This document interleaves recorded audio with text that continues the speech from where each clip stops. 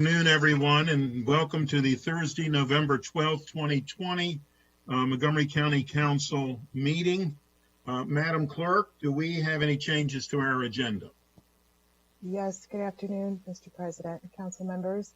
There is one addition to the addendum under general business, an announcement. Point 5, the council is seeking applicants for 11 positions on the county's 11-member commission on redistricting. The deadline to apply for consideration has been extended to Tuesday, November 17, 2020 at 5 p.m. That is all, Council President. Thank you, and we're glad to see Councilmember Navarro did get here. Everybody's complaining about their technical difficulties, so and I'm glad I'm here. Yeah, we are glad you're here too. And each person had a different technical difficulty, so it really made it very pleasant. Okay, and with this, we're winding this SSP down here. So, Ms. Dunn, or Dr. Orland? Who is leading this off from your standpoint? I can start for us this afternoon. Good afternoon, everyone. We do have a staff report for today that came out yesterday to try to boil down for you the few things that are remaining. There are no unresolved issues regarding things that did not receive a straw vote. Everything received a straw vote, and that's been summarized. And it's been summarized mainly into two revenue tables that you'll see on pages 2 and 3 of the staff report. And we can basically start there. We will cover any thoughts on that, and then we can move into a review of recordation tax. Okay. Please. If no one has questions about it, and basically where it lands us, the council members took votes. They took votes on the way in which the impact taxes are structured, the rates that come out of that structure, certain exemptions for enterprise zones, opportunity zones, discounts for projects providing more than 25% affordable housing, and utility premium payments. And with all of that, the estimated or about an annualized amount of reduction in revenue for MCPS comes to about $9.5 million. We did have planning staff look at the next annual school test because one of the components of this, the utilization premium payment, will change annually. We wanted to get just a sense. What if we used the next annual school test to calculate that revenue from the UPP, utilization premium payment? And it did widen the gap slightly to the loss in revenue, and it went to about 12.1 million under that scenario. So there's, again, the using the pipeline was a tool to get general idea on how much revenue might be lost by some of these changes. And so that's sort of the ballpark, anywhere from $9.5 to maybe $12 million. Okay, thank you. Ms. Beck.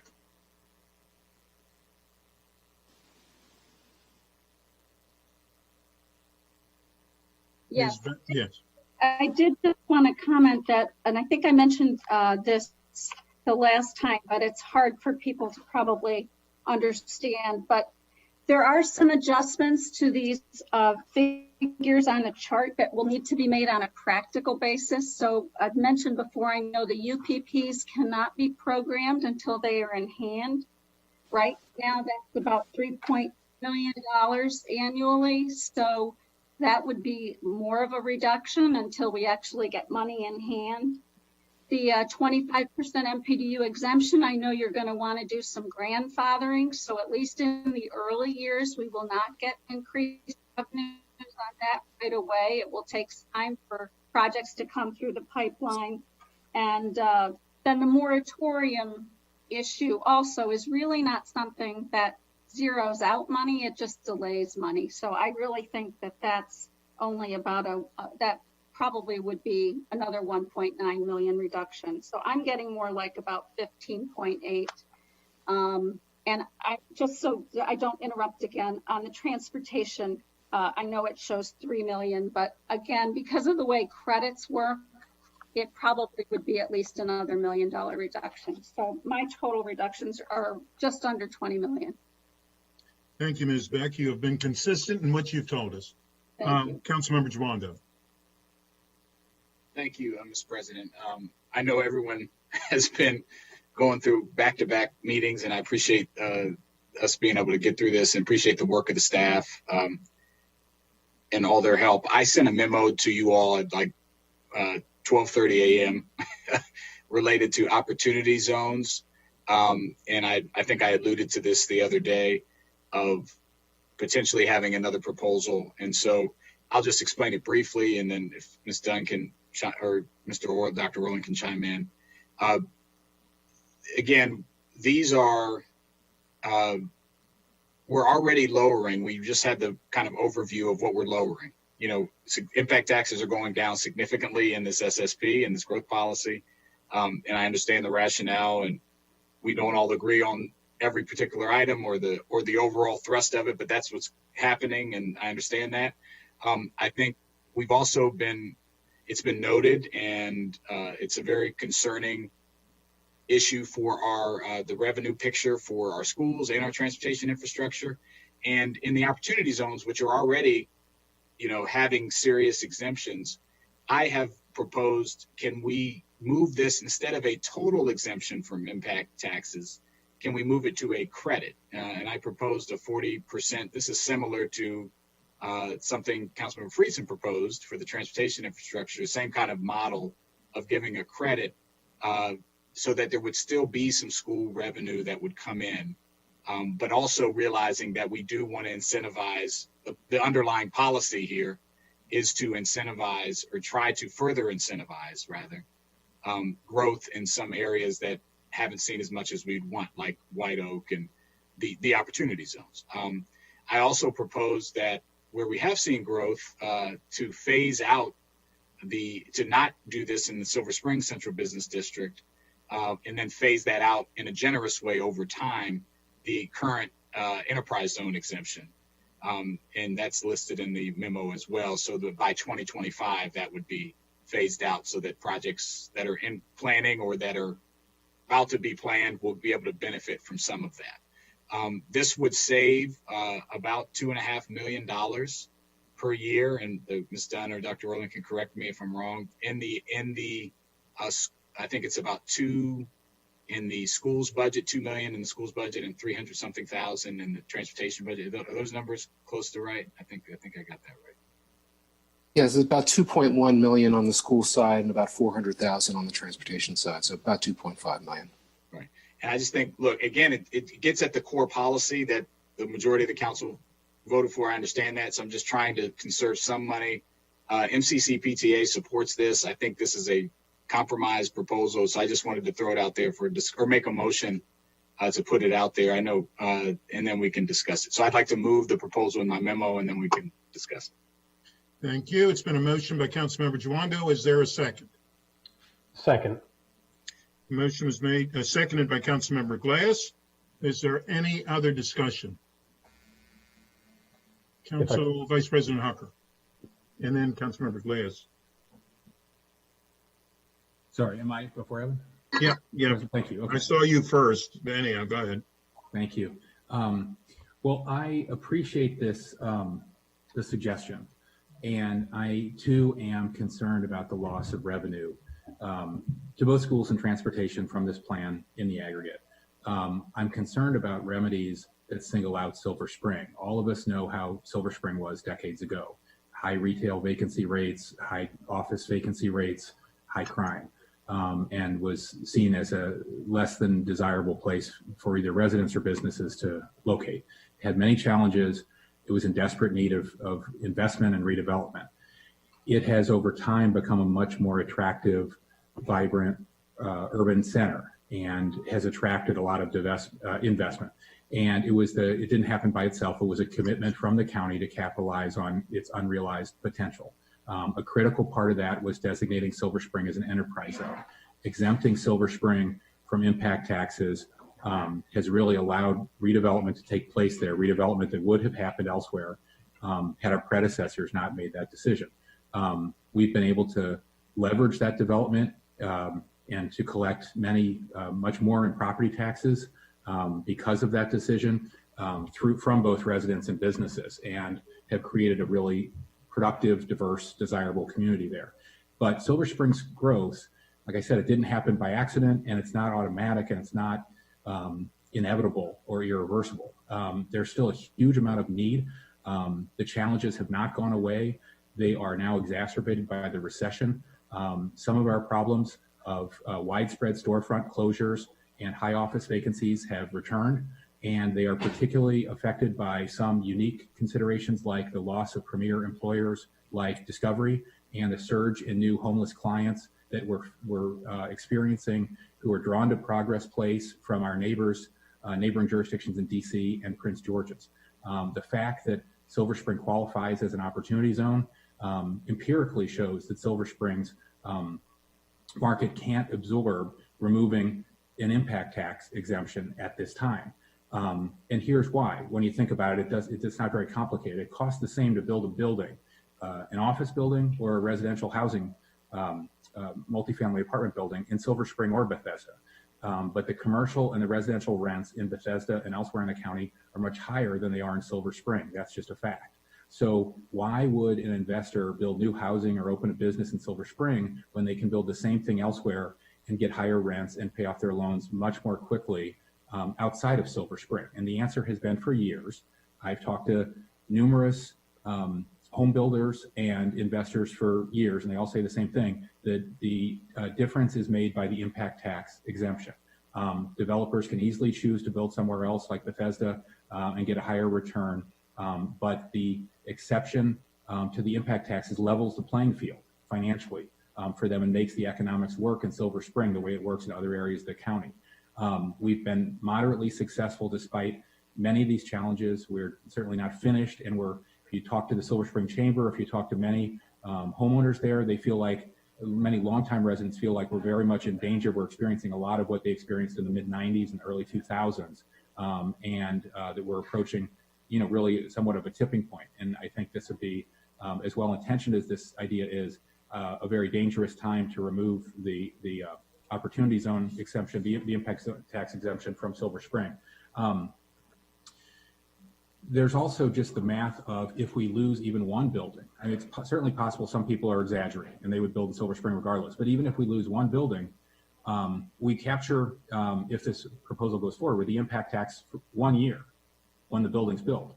And if we lose a building, we lose the property taxes from the building year after year after year. And the need in our schools is not going away. It needs to be addressed by the growth in ongoing property taxes, not by a one year infusion in an impact tax. In an ideal world, I would love to collect more impact taxes if there were no trade-offs, but there are. I appreciate the staff calculation of what could be brought in, but it's impossible for our staff to calculate what could be lost, not just in 1 year, but every year in foregone property taxes. We have serious school overcrowding. I've toured so many overcrowded schools and dilapidated schools that need investment. But everything I've learned about the economics of Silver Spring in the last 10 years or so has led me to the conclusion we need the increased property taxes year after year, not 1 year's infusion of impact tax from any building. We had a moratorium, of course, for years, and our school CIP didn't really get better. It got better when we voted to invest enough of our budget in the school CIP to get us out of moratorium.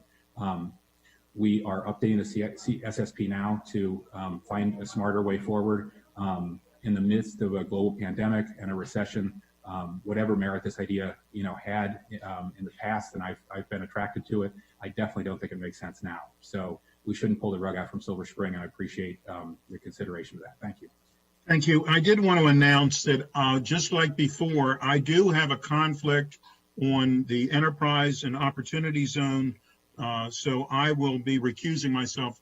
I will be abstaining from the vote. Councilmember Glass. Thank you, Mr. President. I appreciate the proposal by Councilmember Jawando and also appreciate Councilmember Hucker's reminding us of Silver Spring's history and the present situation. And even just to elaborate ever so slightly on the present situation, there are a lot of other issues happening in the Central Business District that I know a number of us are working on that are housing related, but of a much different sort. And so there are a whole lot of different things to keep in mind with regard to the Central Business District and making sure that these opportunities are still available in that area. But, taking a step back, when I think about the opportunity zones, and the federal designation of them, the point of the opportunity zones are basically to provide, capital gains reductions for the investors, for the developers and their partners. And it is easier to develop in the opportunity zone because of those designations. And I think that is an added benefit for the investor, for the developer. And I'm not quite sure that we necessarily have to provide the same level that has necessarily historically been done throughout the county because of this federal designation and the generosity that is bestowed on these types of projects by the federal government. And as I've been saying throughout this process, we need to keep our eye on what the goal is. And the goal is to make sure that we have enough funding for the infrastructure projects. And I appreciate the council president starting this conversation with an update as to where we are financially. And there's going to be another conversation today, or maybe it gets postponed for another time about recordation tax. But I just continue to keep adding all of these items up and know that we need more money for infrastructure.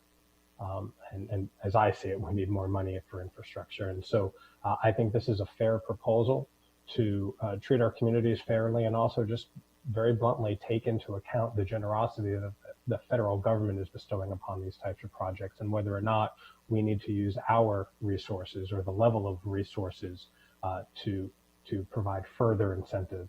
And I don't think we do, but I think this strikes the right balance. I yield back. Thank you. Councilmember Navarro. Thank you. Just want to make sure that you can hear me since my laptop has been acting up today. You're doing just fine.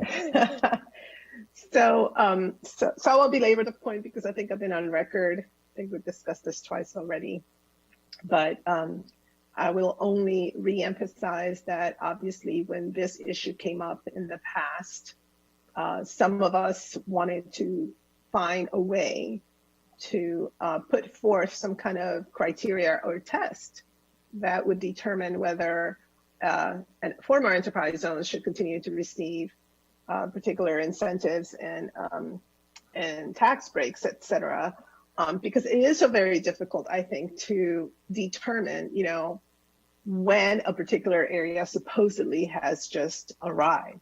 And I think Silver Spring is a very good example of that.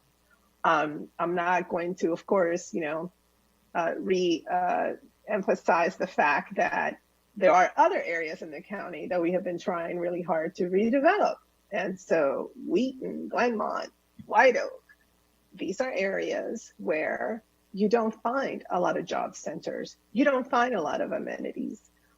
Briggs Cheney for a while was the #1 crime hotspot in our county. And we saw disproportionately a lot of our young men, especially Black young men, who would kind of get in trouble. And when we started kind of having those conversations, a lot of it had to do with the fact that there were like no real places for this community. We just, inaugurated the Flash BRT because for such a long time, the other issue was access to transit. There's just so many things that this area lacks, for example. And a lot of it has to do because for some reason, redevelopment, amenities, jobs, those types of destinations have just not been realized. When you talk to counselors in many of the schools in the Northeast Consortium, and they describe how for so many students, it's even difficult to have access to internships because there are no nearby places where they can do an internship, and they don't have perhaps the resources for parents to take them to internships somewhere else. You start realizing that there is a narrative here.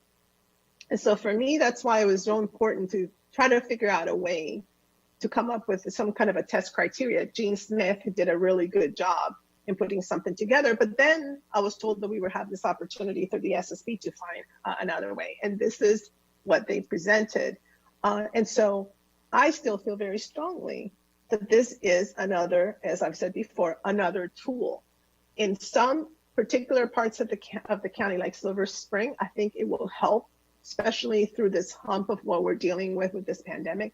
But for other parts of the county, specifically White Oak, Glenmont, Wheaton, this is another really good component to send that signal that we do want to attract redevelopment, we want to attract jobs, we want to attract amenities, you know, that are so deserving of the people that live there. The rating agencies pointed to this and asked, what are you doing to redevelop in these other parts of the county? Because they're looking at how we're positioning ourselves to capture as much of, you know, the growth in order to not just concentrate that in only particular geographic areas. And it was great to be able to say, yeah, you know, we have these particular master plans, we're, you know, positioning ourselves, we have these, you know, there's enterprise zones here, et cetera. So there's a lot that goes into this narrative about how do we position particular parts of the county for the kind of growth that is necessary. And so that is why, for me, I think that, you know, we took a straw vote. I think it was a good decision. And you know, I won't be supporting this particular amendment because, it begins to just make these, in my opinion, arbitrary decisions about what area has made it or not made it, and, you know, who should go next or not go next. I think that this is another tool, and I hope that it does spark the interest, particularly in some of these areas. I know the city of Gaithersburg, I know Council President Katz can't talk about this, but I know that they were also in favor of moving forward. So again, I think I remain very much committed to the fact that this was I think, good proposal by the planning board. And again, I know we took a straw vote. It was 7-2, or 7-1. I don't remember. 7-1. Yeah, 7-1. But I think we litigated this issue time and time again. So anyway, long story short, I won't be supporting this amendment. Thank you. Thank you, Councilmember Reamer. Thank you. Just wanted to add, you know, I've looked a lot over the past couple of years at the issue of the enterprise zones, and like Councilmember Navarro, I have concluded that the waiver for impact taxes in enterprise zones has been essential for the success of those areas. I don't think you'd get Silver Springs revitalization with a different tax structure. And I think it says a lot about the impact of our impact taxes and whether we will get what we want, you know, generally speaking. So I understand that the appeal of the idea, but I also think that it is sort of a killing the goose that lays the golden egg kind of issue, where I think Silver Spring generates tremendous benefits to the county. Councilmember Hucker laid that out nicely, and then as far as the opportunity zones go, you know, I think without this kind of fix, we're just not going to get the development there, and it's very similar. So, you know, I think that as I mentioned earlier, the opportunity zone waiver came out of the Fed committee. You know, we had a big meeting on opportunity zones, and it kind of converged nicely with the SSP and you know, everything that's come together. I think it's our best shot to get a revitalization for the Mid-East County, you know, for the White Oak area, for example. But there's other locations as well that may very well be able to take advantage of it. So, you know, Long Branch is one that I think about. You know, who knows when that is going to happen there. Could be a very long time, but this could make it more likely. So I appreciate that. I do, you know, this sort of gets to the next conversation, but I do think it's important for us to fill the hole, and you know, and make sure that we're able to continue to fund school construction. So I think we have to grapple with that, but I will not support the motion. Thanks. Thank you, Councilmember Auburn-Oz. Thank you, Mr. President. I appreciate the proposal. I'm processing it partly in real time. We had 2 back-to-back committee sessions today, and so you know, this is my first deep dive beyond the notes that I got from staff that I was trying to read in real time during the committee sessions. And look, I understand the intent, and I am concerned about that hole, but my position on this remains that I think we have to be aggressive and take chances in these areas that all of us universally agree would benefit tremendously from the kind of development that those communities are screaming that they want and need, to create those gathering places, to create those entertainment areas, to create those job centers so that they don't have to travel as far as they do now in order to be able to get to work. And that was consistently what I heard for the last 2 years as an at-large member of this council in all of those communities. And I heard it a lot during the campaign process when I and many of us were in all those living rooms as people talked about their quality of life. And we're not going to collect impact taxes on projects that aren't going to happen at all. So for me, this is a little bit of a chicken and an egg.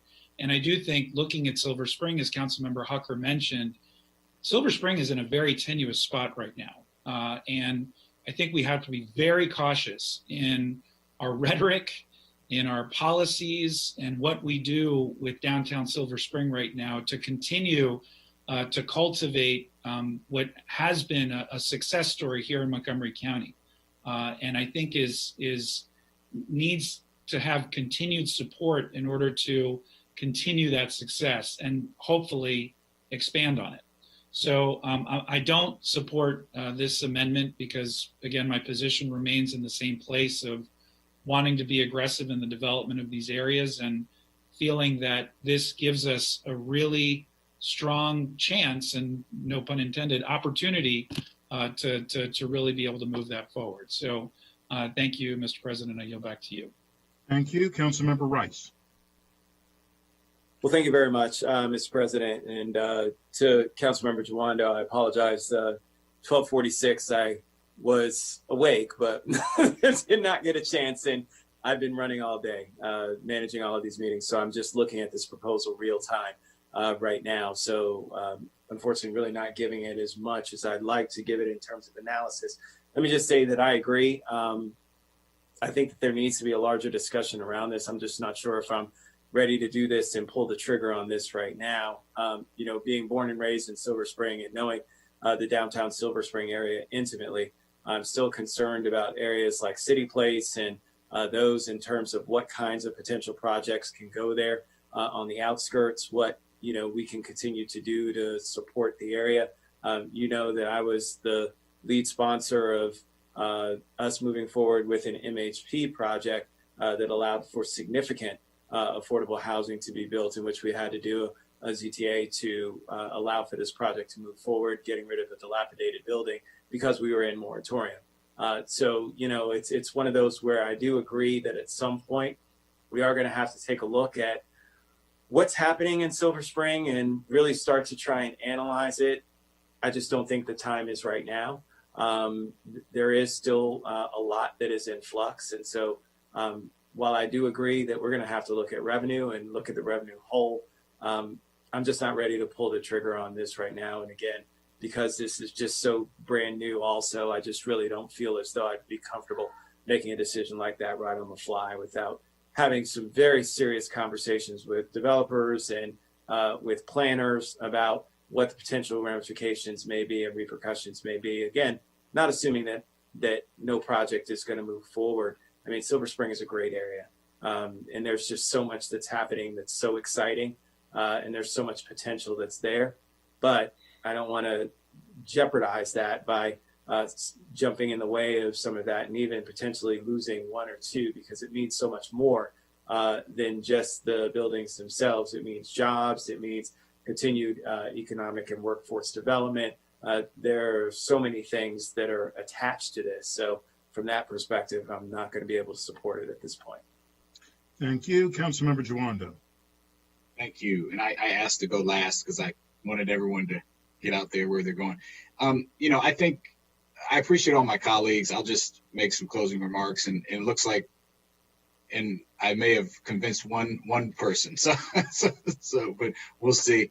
Or 1.5 or 2.5. I think the reason I wanted to bring this back up is because I think we are opportunity zones have a huge incentive on capital gains, and it's an enormous incentive. And if you look at the research nationwide on this, And we can always have more research and analysis. It's not shown to benefit the communities in that projects that weren't going to happen necessarily, and that the benefits that you'd want to see, like support for small businesses, for example, and for Black and Brown communities. Obviously, I know Silver Spring very well. I used to eat my Blue Plate Special at Tasty Diner, where Discovery sits, and I know it. I saw it all happen. And I think the point of an incentive, it already has this federal incentive. That's going to stay. That's not going anywhere. But to throw our money, which is very limited, and even more limited by the overall arc of this SSP, I think we have to remember we are lowering. This is going to dramatically lower the impact taxes that already existed. And then there are all sorts of various discounts and other things. And, whether it's the 9 million or the 20 million or somewhere in between that's been estimated, there are a lot of things in here that lower the revenue and that provide. I don't necessarily agree with the premise that why we're doing that, but for those who do agree that that's why we need to do the jumpstart and give the best opportunity, we're doing that in the whole rest of the SSP. I think to throw our limited money in these opportunity zones, which are already getting a significant return for investors, and to do it wholesale. And I'm not even saying this proposal, this isn't saying let's not do it at all. This is saying let's give them a 40% discount on top of what already is happening to get lower. Let's see what happens. Let's put our toe. This isn't even a toe. Let's put our leg in the water and see what happens, as opposed to just jumping in full throttle with limited resources. And I just think it's not prudent to do when we don't know. We're not requiring anything. We don't know what's going to happen. It's just kind of hoping. So, I mean, this was trying to reach a compromise on that. I understand. I'd even be willing to pull out Silver Spring. I get previous folks' point on that. I do think these incentives should be targeted when something works, like it worked in Silver Spring. And I think once we get through COVID, Silver Spring is coming back. That's hitting everybody. Discovery hurt, but it's, I know several businesses that are looking to open in Silver Spring, even in the midst of a pandemic. So I think that's going to come back. And so anyway, I know this isn't going to pass today, but I felt I had to in good conscience raise it because our schools need this money. Our transportation infrastructure needs this money. And it's just not proven that these work. And they already have the opportunity zone exemption, and we're already lowering impact taxes across the board. So I appreciate the seconder of the motion, and just needed to have this discussion. So thank you, Mr. President. Thank you. The motion was made by Councilmember Jawando, seconded by Councilmember Glass. All those in favor of the motion, please raise your hand. Councilmember Jawando, Councilmember Glass. Those opposed, please raise your hand. It is Councilmember Friedson, Councilmember Rice, Councilmember Albornoz, Councilmember Reamer, and Councilmember Navarro, and Vice President Hucker. So and I'm abstaining. So the motion fails 2 to 6 to 1. The next, Ms. Dunn, are you going to lead us through the next? Who is continuing to lead us through? The next is going to be moving us into talking about recordation tax. Before we, yes, planning staff, Mr. Sartori wanted to bring up an issue of applicants who are in former enterprise zones where it does not overlap an opportunity zone, and they're in the process of approval. But if they're in a former enterprise zone currently, they have an exemption from impact taxes, and sort of what that dynamic is. But I'll turn it over to Mr. Sartori. Please. Sure. For the record, Jason Sartori with the Planning Department. Just a very simple question, whether the council wanted to somehow add some transition language to for those applicants, for those projects. I'm aware of 3 that are within the former enterprise zone of the Silver Spring CBD that are not within the opportunity zone, and whether or not the council wanted to put some transition language so that they can continue to benefit from the enterprise zone exemption that they had been anticipating. Okay. Is there So moved. been moved? Is there a second? Vice President Hucker? I see no, hold on here. I see no comment on that. All those in favor of the motion, please raise, I'm sorry, Mr. President, could you explain the motion one more time? I'm sorry. please. Right. Mr. Sartori, did you want to Sure. explain it again? Yeah, it basically to add some transition language that would allow those applications that have already been approved they are located within the former enterprise zone of the Silver Spring CBD, but they are not located within the opportunity zone. So as of under what has been proposed currently, as of February 26th, they would fall under the new impact tax policy, which would require them to pay impact taxes. So there are some parts of downtown Silver Spring that will no longer be covered because this is Mr. Sartori, there's specific projects that we're talking about. It's a limited number. Yes. Perhaps you could share that with, I think there's 3 projects in Silver Spring that's outside the boundaries of the opportunity zone, but part of the former enterprise zone. We're effectively phasing out the former enterprise zone and adopting the opportunity zone based on the prior vote that just took place. And so that leaves 3 projects that have been going through the process. So, and would allow them to continue with the rules that have been set through the process. That's what yeah. Okay, thank you. Thank you. All in favor of the motion, please raise your hand. And that, I believe, yes, is unanimous. Thank you very much. Next, Ms. Dunn, was there anything else that we needed to, before we go to recordation tax?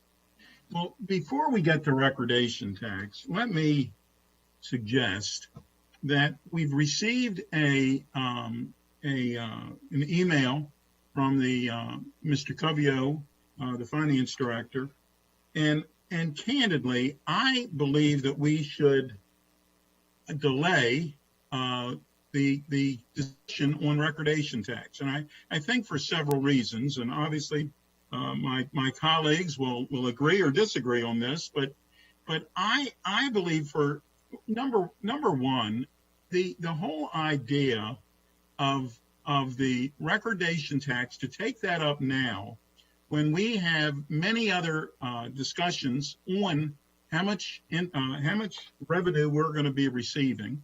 We just recently passed the amended amendment, and we need to figure out how much we're actually going to be receiving from that in revenue.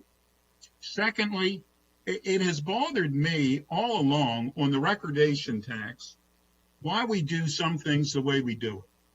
Right now, if someone is trying to lower their interest rate, we charge them on anything. It's the same house. They're going from a 4% interest to a 3% interest on that house, not causing any more impact in Montgomery County or any more school-age children.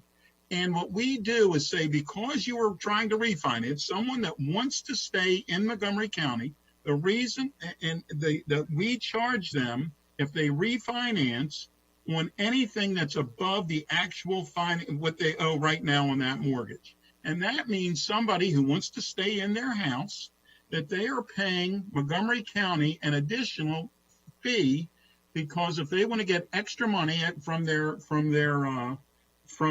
home, that they would have to pay Montgomery County a recordation tax on anything above the existing mortgage. So if you wanted to fix up your kitchen, if you wanted to have fix up the bathroom that's currently in your home, you are being charged a fee from Montgomery County. And that has bothered me all along. That's a person who is not causing any more impact.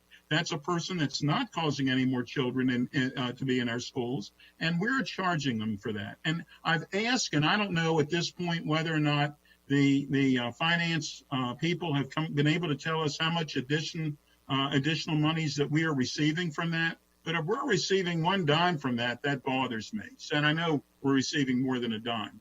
So I believe at this point we should wait. We should figure out what revenues we're going to be having, and we can have this discussion, as was suggested by the Mr. Covio, that the way the software is set up, they couldn't do it immediately anyhow. So that is where I am. So anyone, Council Member Friedson. Yeah, thank you, Council President. I'm happy to put forward a motion that we delay that vote. And I agree with your points. You know, there are a lot of open questions here. One, the impact of question A, as you mentioned. Two, understanding a full picture of, as has been mentioned, of what we actually do need when it comes to state funding, and what we'll have to put up and what that revenue picture looks like. I think we really need to think thoughtfully and deliberatively through that and how we handle that. The impact on the recordation tax premium and whether or not there's flexibility there. We are going to do well on the recordation tax. We've heard that from the executive branch on all the refinancing activity that has taken place because of the low interest rates, whether people are taking money out or not, which does have an impact of it, and that changes.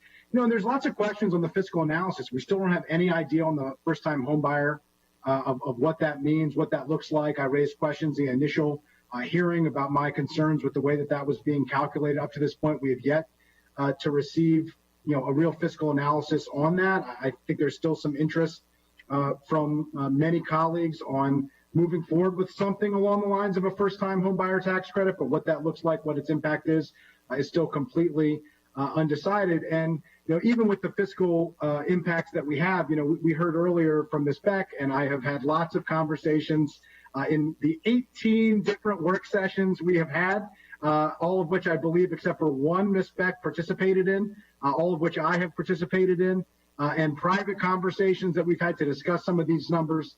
I understand where she's coming from, but there's also other issues that we need to work out and think through. For instance, on the school impact tax pipeline, it's a good analysis, but it's, for instance, based off of an understanding that there'll be 3,683 students per year. Well, we only have 2,200 students that have been generated per year over the past 5 years, which is the time horizon. That was done, shot in the dark. It was taken the full pipeline, which is an imperfect number, which we've heard before, and cut into a 10-year time horizon. But the reality is the real numbers of the actual impact would really be a 15-year time horizon to build out something close to what the pipeline would be. That would drop the impact of what we heard earlier.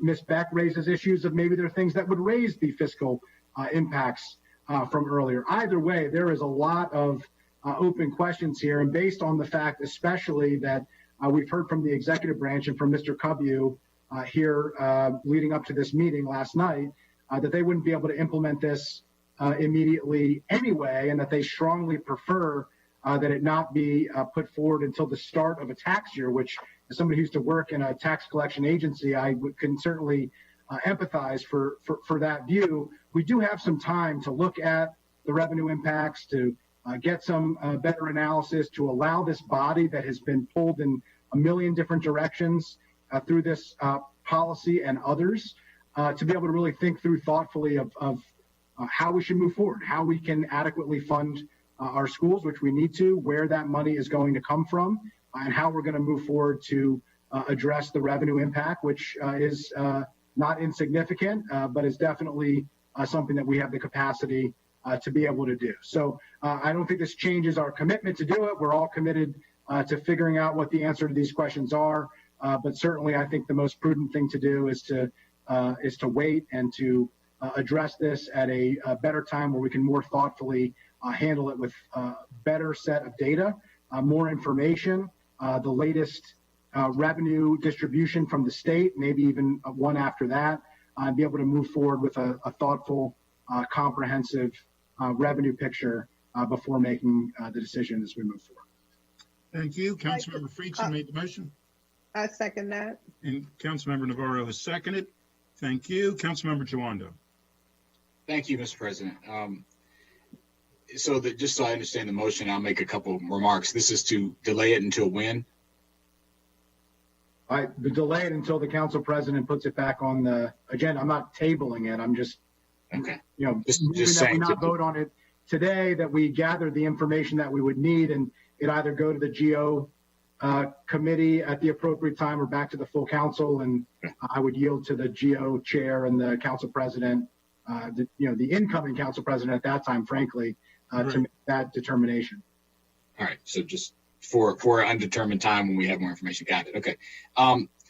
Just generally, and I think as a general premise, I'm fine with that. More information is good. I will just note that, that was, we are making some decisions here and now, and we have made decisions and then next week that create this massive reduction in revenue, right? Under the premise that our impact fees are too high and building isn't happening and we don't have housing. Again, I'll talk about that premise at another date, but we're doing that. And then the proposal, whether we talk about it now or later, is to fill that hole, shift that burden from the development community to homeowners. And I appreciate the attempt at progressivity of new homeowners. And I know there's some lack of clarity about who defines where that is and the amount being 500,000 or some other number. And I appreciate that effort. But the bottom line remains is that we've just gone through an exercise where developers are going to pay a heck of a lot less and the needs aren't going anywhere. And we're shifting that burden, right? And Councilmember Katz brings up a very important point. There are reasons that you pay the recordation tax that have nothing to do with student generation, like refinancing your home. There is a connection, obviously a correlation, even though it's never traditionally been taken up in the context of the SSP. I get why you might think about doing that because there is a correlation with turnover, right, of homes to new homeowners that produce more students. So I think it's fair to discuss it. But, to talk about lack of information and analysis, I have not seen a robust analysis on our recordation tax vis-a-vis the region, right? I've seen external analysis, from other external partners, GCAR and others, that we are the highest in the state or in the region outside of Frederick, which has much lower cost of housing. And so I think if you're going to shift that burden, and you can argue whether that's a good or bad thing to do, we'll have that discussion when we have the debate. I think you want to have all that information and know why you're doing it. And if we're the second highest in the region with the highest costs in the region, right, much higher than Frederick, so you could argue in real relative cost, we are the highest in the region. I think you want to think about why you're doing that and making it more difficult and shifting that burden onto taxpayers. I also think we need to discuss the overall revenue situation. I know question A, that's great. I'm glad that passed. But our overall tax revenue situation, how we, what we're looking at and how we get in revenues, I think we need to have an overall discussion about that at the same time. So I think I'd be fine to support the motion. It's a long way of me saying that, but I just wanted to raise these issues because I think it's significant, that we're trying to make up the shortfall, on the backs of homeowners. So I worry about that, but understand the connection. And so be happy to support the motion right now, but we're going to need to get this analysis, including I'd like to know why we think we don't already pay enough. I'm going to direct that directly to our staff and directly to the planning board. Again, at the second highest in the state to Frederick, why is that not enough? I think we can't raise it if we can't answer that question. So thank you, Mr. President. Thank you. Vice President Hucker. Thank you, Mr. President. I think at this point, everything's been said, but I always like to make a decision like we all do with the best information possible. And even in an ordinary year, I don't think it's been said, we want to see the November revenue distribution from the state. This is not an ordinary year. This is a really extraordinary year. And knowing more about the effects of question A, the effects of the pandemic on the state and the recession on the state's tax collection and their redistribution to us, and also what happens during the General Assembly session, particularly around the override of the Kerwin veto and our transportation funding and other things. All that would give us a much more accurate picture of what's left. I'm concerned about the whole, like Councilmember Jawando and we all are. I think we're all committed to replacing that money lost in impact tax revenue with other sources. We won't know what the other sources look like, the full picture looks like, until we get some more information from Annapolis and from our economists. So That's why I'm supporting it. Thank you. Thank you. Councilmember Reamer. Thanks. I'll make a couple of points. First of all, this is purely parliamentary and it doesn't really matter, but we don't have to vote not to vote. That's what the motion is. The motion is that we won't do anything. We don't actually have to vote to do that. We can just adjourn. I only say that because it's come up before, but it's fine if we want to vote to do that. It's not a motion to table. It's just, we're not going to do anything. This is I want to be clear, the proposal is a progressive tax proposal. It's a tax paid by, people making very large transactions. It's fine to wait because at the end of the day, we don't really have to resolve this until we finish the budget. I don't think we're going to take it up in December or January. And at that point, it'll be time pretty much, it seems reasonable to expect we'd wait for the executive's budget to come over. So in the end, if we don't do this now, I think we're really talking about doing it in the budget in the spring. Or I should say looking at it, because council members, may have different views about it. Or they clearly do. But generally speaking, I think it's fine to wait. But what is not fine is to underfund the school construction. And I am absolutely committed to not only maintaining our school construction, but to increase it, as I have fought for every budget that I've been in. And I'm proud to be able to tell my constituents that every time I've had the opportunity, I have supported and taken tough decisions to increase the amount of money that we spend on school construction, whether in absolute dollars or as a share of the budget. And I think that's how we meet the need for all of these issues, whether it's the age of facilities or school crowding or whatever. So I do think we need to make sure we don't lose sight of that.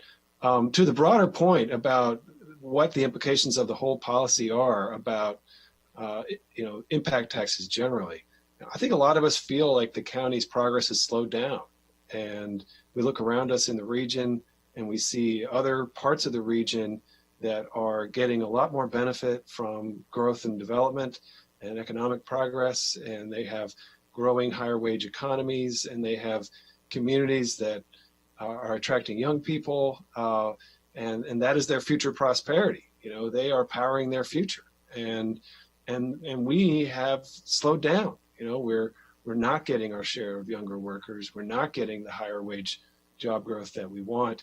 And we think that I think that a lot of that, not all of it, but it's a factor, is the policy that we have in place, where we know for a fact regionally we have very high impact taxes, and they put up a high hurdle for investment, and they make for an investment climate that's less attractive than our competitors. And so we're trying to correct that policy to make the county more competitive and generate more prosperity in the future for everybody, at every level. And at the same time, we recognize that has, there's no way to do that, without creating implications. And so one of those implications is without further action, there would be less revenue for schools. And I'm going to repeat, that's not an acceptable outcome to me. So I'm willing to do what we have to do to support school funding. I've always been willing to do that, and I'm always going to be willing to do that. This issue isn't over. If there are alternatives, we'll see what they are. We don't. As a practical matter, we don't really need to resolve this until the budget in the spring. And in general, I think the marker is out there, and I think we're going to keep looking at it. So, thank you. Thank you. Councilmember Navarro. Thank you. So we did say from the very beginning that we did not have to make decisions on these particular issues along with the deadline for the SSB. So it's not as if this is a major departure. And I think, waiting to take a look at those particular elements of whatever it is, question A or the November distribution or just a general picture, I think that's I think that's a very wise thing to do. Whether we need to vote or not, that's up to the president. Want to do it without objection? That's awesome. But I do think that, this would give also staff a little bit of time to come up with more information for us. If we were voting today, I probably would have supported option 3 to break even. But it is true that there are some other elements that I believe we should take a little bit of time and examine those. And since this is not a time sensitive issue, I think it can come back to GO and we can have, look at some different options. Maybe this is not the only option. So it's I think that we have some time to kind of look at everything. So anyway, I'm supportive, which is why I seconded even if it wasn't necessary. Thank you. Councilmember Albornoz. Thanks. Well, a lot has already been said. I support the delay for 2 primary reasons. One, the inability to implement, I think, is significant and something that we have to take a look at just from a pure practical standpoint. But then second, I also agree that if we can have time to look at more options, and I agree with Councilmember Jawando to have the full context, of the broader picture, and we'll have a much better handle on what the fiscal situation is in the county based on the stimulus that I think will come based on what happens in Annapolis, as Councilmember Hucker mentioned, and also based on, frankly, our real estate market at that point, because the dust will have begun to settle, and this surge that we're seeing now, which is significant, let's see if that's longstanding. Once the realities of the economy start to settle in, and frankly, also once the challenges in our commercial real estate market start to settle in too. So I think it's prudent to wait, but I also think we can't wait too long, because I want to make clear, we're not supporting this to delay a tough decision. It just will benefit from having that additional information to be able to make a more informed decision. I think there isn't anybody on this body that disagrees that we must fully fund the capital projects for our schools. The way that we get there, the way that we do that is got to be deliberate and thoughtful. And so that, I agree with Councilmember Reamer, has to be our highest priority. But there may be a different way of doing it. But I would also note that I agree with the time frame that Councilmember Reamer mentioned, which is to visit this in the spring, prior to the summer recess, so that we can move forward. So Councilmember Hucker, who will be Council President Hucker then, clearly I think this is something that we're going to have to place on the docket, so that our public knows as well. This is not just an open-ended question, and we're not just simply kicking the can down the road to kick the can down the road. We are coming back to this within a reasonable time frame. So those are just my thoughts. Thank you. Thank you. Councilmember Rice. Well, thank you very much, Mr. President. I'm going to be very quick. Look, the school community knows all too well that the council has always delivered. Both Councilmember Reamer, Councilmember Navarro, and I know that better. We've been here the longest, and every single time we've always delivered when it comes to making sure that we had the money that was there. Even this year, in the midst of a pandemic, when we realized that there was one that couldn't be left off the list, we added that in. So, I mean, really? I don't think there's any question as to where we stand when it comes to our commitment to making sure that we can make those differences. 3 of us are term limited because of the decisions we made. And it's very clear. The folks, when they were marketing term limit, said they raised your property taxes that we did for schools to make sure that we could have a stronger CIP. And because of that, we have term limits now here in the county. So we've always made the really tough decisions. We've always made up for and figured out the way in which to fill the revenue holes and gaps, even in the midst of times in which we had deep, hard, tough recessions. We've done it. And I've chaired the education committee through a lot of that. So again, it'll be fine. We'll get it done like we always do. It's no different. And I know that the colleagues who will follow behind us will continue that tradition. Thank you, Mr. President. Thank you. Councilmember Reamer. Thank you. Good comments. Thank you, Councilmember Rice. Appreciate what you just said. And like Councilmember Navarro, I just wanted to also be clear that I was prepared to take a tough vote today. But if there are better options out there, we'll see what there is. So thank you. Thank you. Ms. Beck. Yes, I did just want to mention important timing consideration.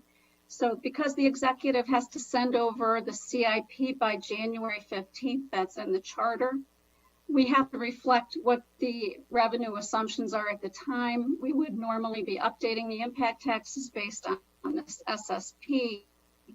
And if there's not action on the recordation taxes, I don't see that we would be including that information. So that I know presents maybe a bit more of a time crunch. If you want to focus on that, than you may have been wanting to hear about. But I just want you to understand the reality of how it would work on a practical level.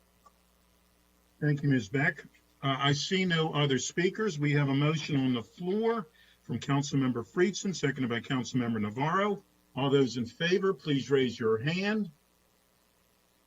1, 2, 3, 4, 5, 6, 7, 8, 9.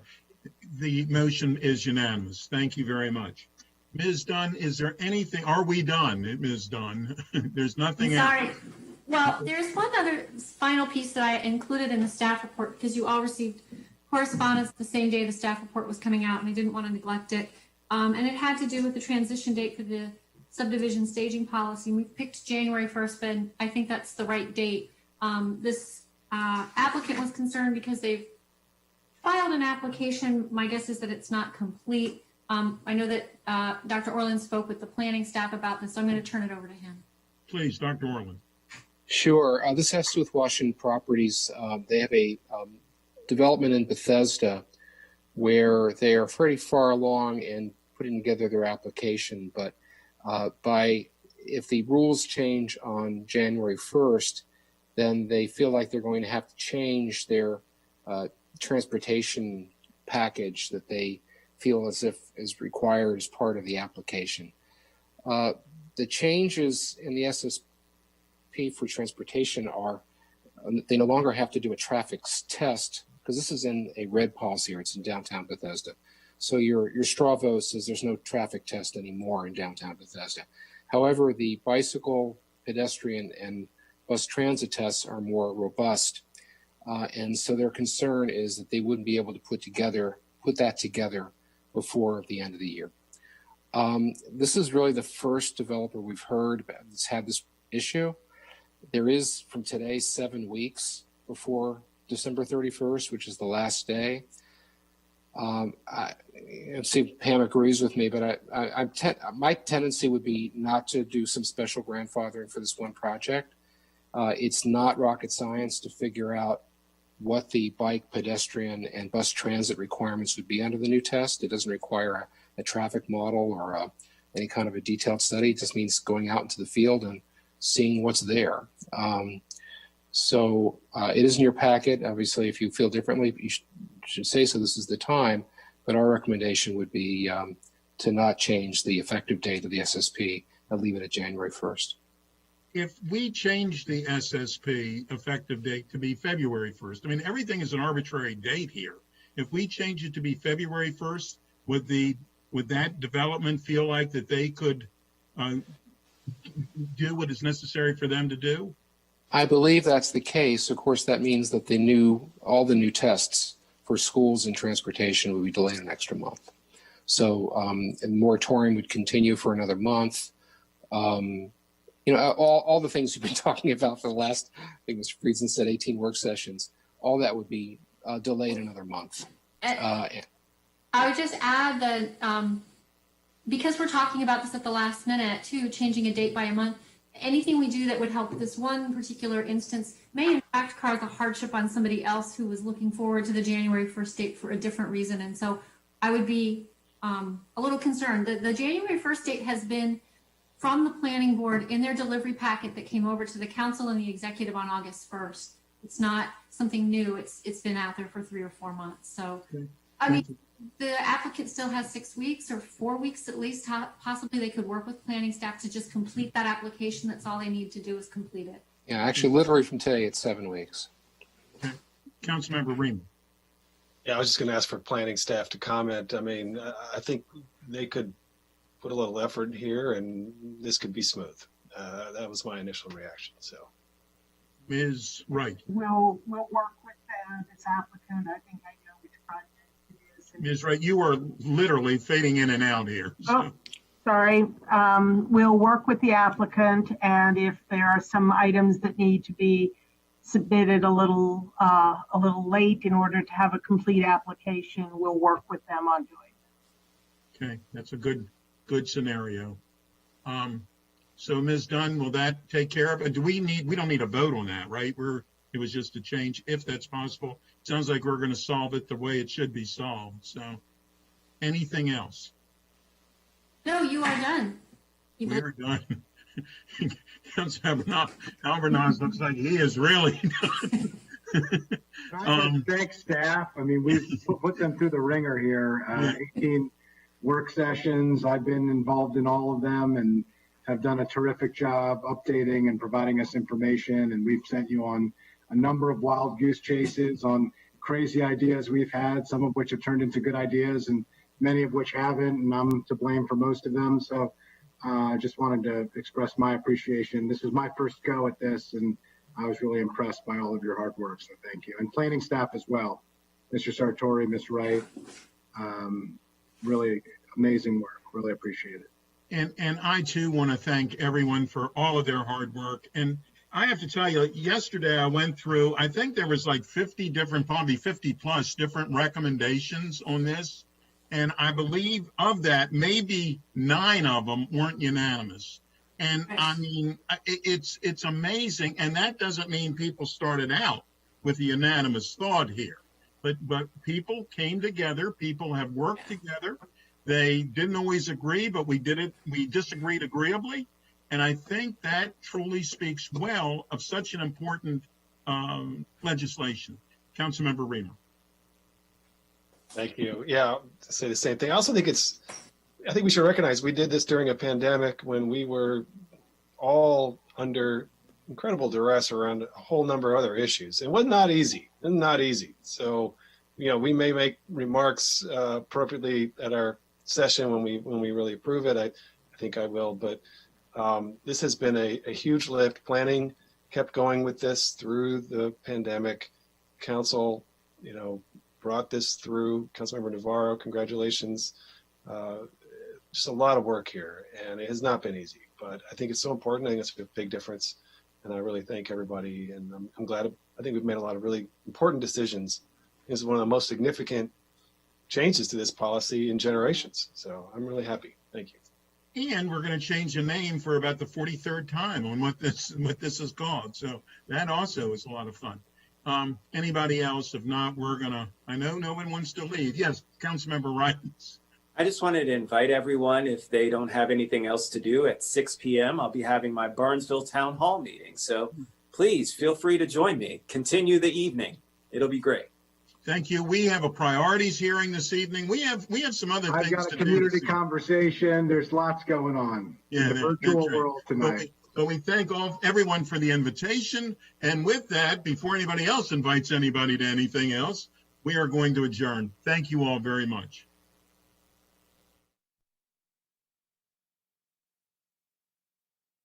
Dues flooding within the next 24 hours. 1/2 of normal service. MCDOT also has implemented